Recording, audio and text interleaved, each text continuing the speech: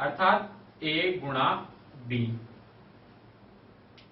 फिर जो निशान यहां पर है अर्थात प्लस, वो हमने लिया।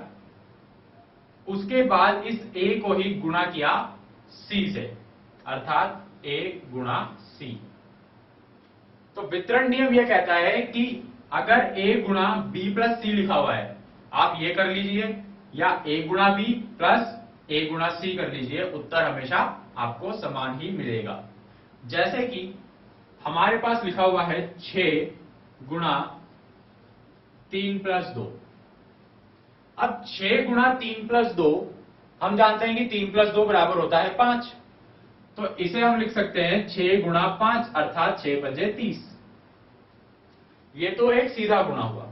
लेकिन अगर हम वितरण नियम लगाएं, तो वितरण नियम कहता है कि पहले तो 6 को 3 से गुणा करो,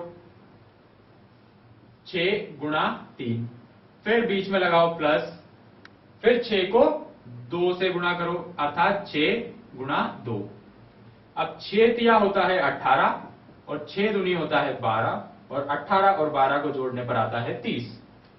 तो यह है वितरण नियम को हमने सत्यापित किया या प्रूव किया है यहां पे, कि अगर हम ऐसे लिखें तो ये देखिए, आप अगर सीधा गुणा करते हैं तो भी 30 आता है, और वितरण नियम के द्वारा गुणा करते हैं तो भी 30 आता है। तो वितरण नियम को हम ध्यान से देख लें कि a को जब हम दो संख्याओं से यानी कि b प्लस c से गुणा करेंगे, तो पहले a b से गुणा होगा, फिर प्लस, फिर a c से गुणा होगा। अब इसमें तो सीधा गुणा करना ज्यादा आसान था, लेकिन कई ऐसे क्वेश्चन होते हैं जिन्हें हम सीधा गुणा करने की बजाय वितरण नियम से ज्यादा आसानी से गुणा कर सकते हैं। तो जरूरी नहीं है कि हम हमेशा गुणा वितरण नियम से ही करें, हमें यह देखना है कि हमारी सुविधा किसमें है। यहां पर हमें दिखता है कि 3 और 2 5 करके फिर गुणा करना ज्यादा इजी है, तो हम इससे कर सकते हैं, और वितरण नियम की जहां पर जरूरत पड़ेगी तब हम वितरण नियम से भी कर सकते हैं।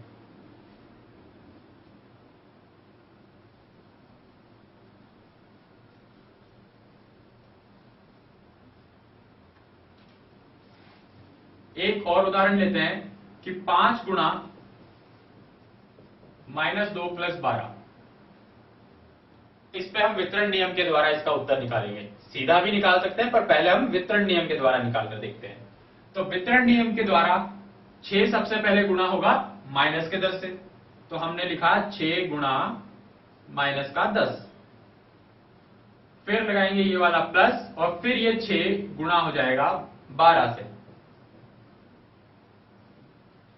अब 6 गुणा -10 करेंगे तो ये आएगा माइनस का 60, प्लस 6 गुणा 12 करेंगे, ये आएगा 72। अब माइनस के 60 और प्लस का 72, 60 माइनस में है और 72 प्लस में है, अर्थात अलग अलग निशान है, तो घटाव होगा। 72 में से 60 घटाएंगे, बचेगा 8। फिर निशान कौन सा लगाएं? बड़ा 72 है, 72 के साथ निशान कौन सा है? प्लस का, इसको निशान लगेगा प्लस का, तो ये उत्तर हो जाएगा 8। अब हम इसको सीधा गुणा करके देखें कि 6 गुणा ब्रैकेट के अंदर -10 प्लस 12, 60 में से यहां पर हम 72 घटाएंगे तो ये बचेगा यहां 12 ना कि 8। यह हमारे पास 72 माइनस 60 करना है हमें, तो यहां पर हमें 12 मिलेगा ना कि 8 मिलेगा। ये हुआ 12। अब हमें ये कैसे पता लगा? अभी अगर हमने यहां पर 8 लिख दिया, मान लीजिए हमने यहां पर 8 लिखा है, और अब हम इसको गुणा करके देखते हैं तो हमें मिलता है कि 12 माइनस 10 है। यहां पर 12 माइनस 10 है, तो यहां पर हम लिखते हैं 2, और जब इसको गुणा करते हैं तो मिलता है 12।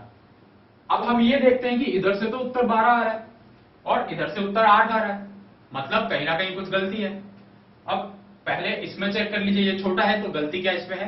नहीं, -10 प्लस 12 बराबर 2 होता है, और 6 गुणा 2 बराबर 12 होता है। इसका मतलब कि गलती हमारे यहीं पर कहीं पर है। अब गलती पहली जगह पर तो नहीं हुई। दूसरी में देखें तो माइनस का 60 प्लस 72, तो प्लस 72 में से 60 जब घटेंगे तो 8 नहीं, ये बचेंगे 12। तो इस प्रकार से हम हमारे उत्तर की जांच भी कर सकते हैं। कभी गलत आ रहा है, हमने इस तरफ से सीधा करके भी देखा तो हमें यहां पर पता लग गया कि उत्तर गलत था।